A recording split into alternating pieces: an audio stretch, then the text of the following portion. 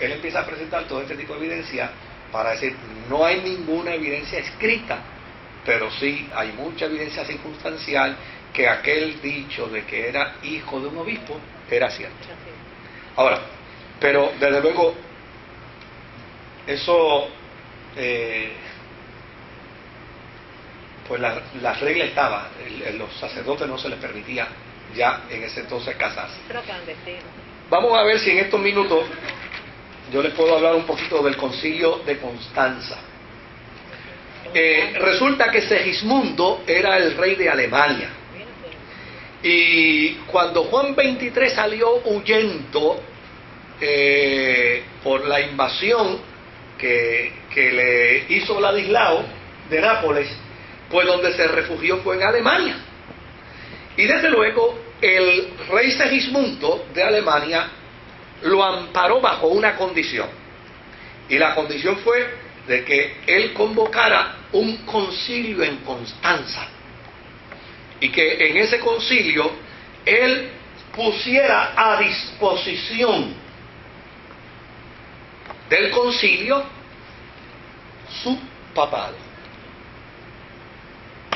Él aceptó, y en el 1414, ya estamos hablando del siglo XV, Juan convoca el concilio, y desde luego, una vez el concilio se dio, la gente lo vio con respeto, la gente lo vio con dignidad, le llamaron papa, él era el anfitrión. Aparentemente la estrategia de Segismundo con él estaba dando algún resultado, hasta que en el programa del concilio habían convocado al cardenal Pedro Ailly como el predicador del concilio. Y Pedro Ailly se disparó un sermonazo, pero luego era un intelectual, era un académico, era un hombre de universidad, y Pedro Ailly se disparó un sermonazo donde estableció que el concilio iba por encima del papado. Y al decir allí en Constanza, el concilio va por encima del papado, ya básicamente lo que está diciendo es: gracias León XXIII por invitarnos, pero si nos traíste aquí es porque reconoces que el concilio va por encima de ti. Y esa no era la estrategia era: yo los traigo, soy el anfitrión, me reconocen como el anfitrión, y si me reconocen como el anfitrión, de manera fortuita, pues yo soy el papa. Ahora,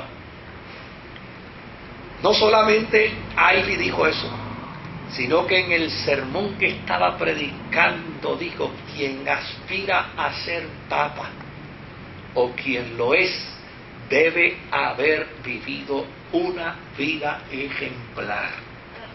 Y desde luego don Juan XXIII, de lo menos que tenía era vida ejemplar. Había sido un pirata, poseía una región que ya necesariamente tenía a la gente como vasallos, y en la iglesia había hecho desmanes.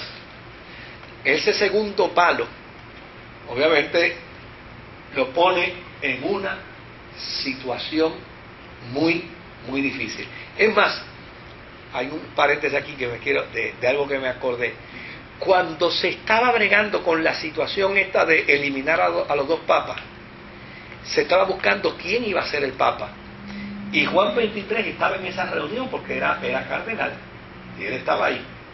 Entonces, como había tanta indecisión y había tanto miedo, él vino, se puso en pie, agarró la tiara papal y agarró la ropa papal y dijo: si hay tanto problema de indecisión, yo soy el papa.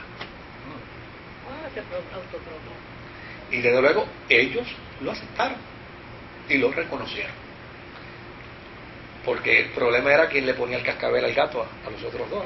¿No? Yo lo hago. O sea, un hombre que viene de la piratería no tiene temor para bregar con ese tipo de situación. Así que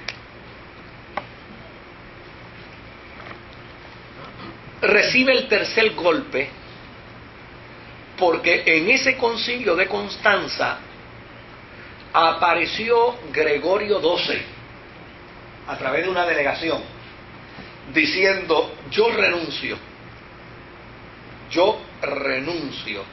si los otros dos papas renuncian a la misma vez.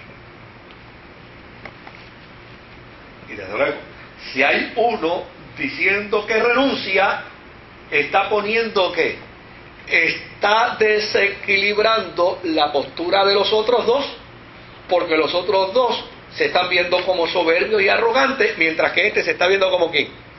Como una persona humilde. Dice: no, por el bien de la iglesia, por la unidad de la iglesia, yo renuncio, pero que renuncien los otros dos también, Juan 23 y que renuncie el de Roma. Estos tres elementos que van en detrimento de Juan 23 empiezan a ser espinas en sus pies. Y lo cuarto que sucede es que alguien sugirió que la asamblea se organizara en 4 naciones. Es decir, los ingleses a un lado, los franceses a otro, los italianos a otro, los alemanes a otro. Más tarde vino otro grupo al concilio que eran los ibéricos, los españoles, y también los pusieron aparte. ¿Esto para qué? Obviamente, quienes podían votar por Juan 23 eran los italianos, porque él, desde luego, estaba en Roma y era italiano. Pero ¿qué sucede? Que como los separaban, entonces no podían influenciar sobre los franceses, no podían influenciar sobre los ingleses, no podían influenciar sobre los alemanes, no podían influenciar sobre los españoles. Así es que, por lo tanto, el vacío, la crisis era tan grave que las posibilidades de sufrir una derrota aplastante era inminente.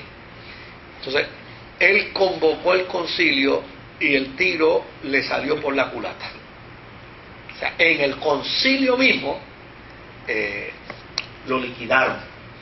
Desde luego, el concilio le exigió la renuncia. Esa fue la decisión final. Se llevó a votación, inmensa mayoría le pide la renuncia a Juan 23. Este se disfrazó de mendigo. Ay, se disfrazó. Y se fugó de Constanza. Claro, sale de Constanza, estuvo 2 meses perdido, tratando de buscar quién lo asilara, pero allí estaban los ingleses, representados por los cardenales y los arzobispos, no lo iban a asilar. Estaban los franceses, no lo iban a asilar.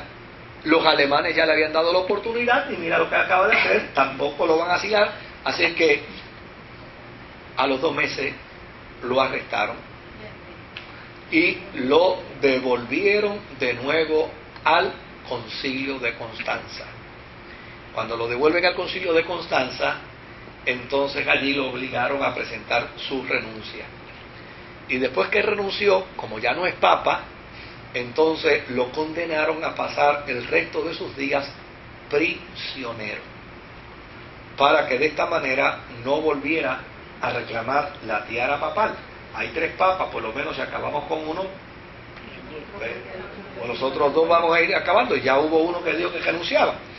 Pero desde luego, el que dijo que renunciaba siguió llamándose papa legítimo. Y Benito XIII pues dijo: bueno, pues si tú te llamas papa, yo también me llamo papa. Y seguimos aquí, los dos en las papas. Entonces, claro, pero a Benito XIII nadie le hizo caso como papa legítimo.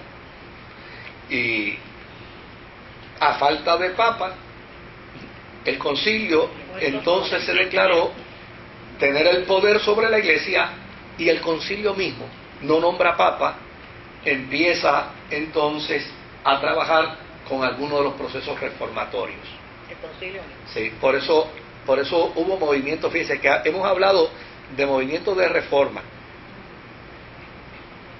del Estado, hemos hablado de movimientos de reforma de la universidad, hemos hablado de movimientos de reforma de papas sobre papas. Hemos hablado de movimientos de reforma del concilio. Conciliar. Y el que más prevaleció fue